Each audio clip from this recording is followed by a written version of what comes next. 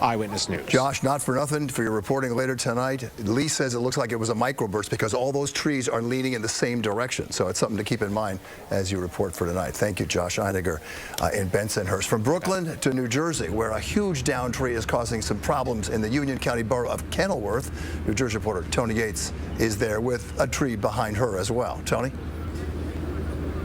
Yeah, Bill, I'm happy to say exactly what Josh said. Thank goodness nobody was injured over here, and not a whole lot of damage to the houses around here. This tree is in the middle of Monroe Avenue. It's between North 12th Street and North 11th Street. We were up closer to it a little bit earlier, and you can see the darkness inside the tree. So it did look like it possibly could have been dead.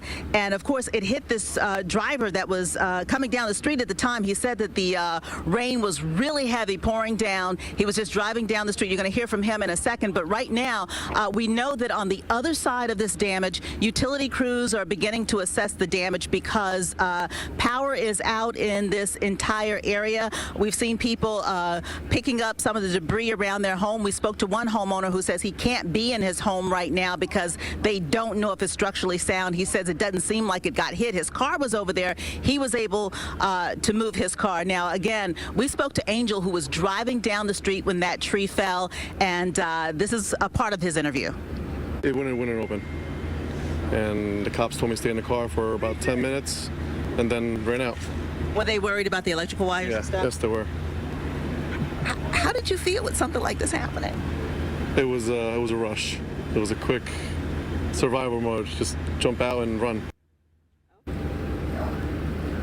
Yeah, so he actually had to climb over to the back seat because he says he couldn't get out of the front door because it was jammed. So he got out of the back seat. The first thing he did was call his wife, who came to the scene, who was actually 8 months pregnant, very worried about her husband. But she got here to the scene. She saw that he was fine, so she's fine. We hear the utility crews on the other side beginning their work because they have to cut away some of those branches.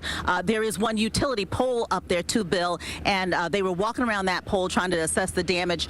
We spoke to several people in the neighborhood, and they say they do not have power right now, so it'll be several hours before this work is done and the street is reopened. For now, we're live here in Kenilworth. Tony Yates, Channel 7 Eyewitness News. Several hours of work, to be sure. Tony, thank you for that. And we invite you to stay with Eyewitness News for the latest on the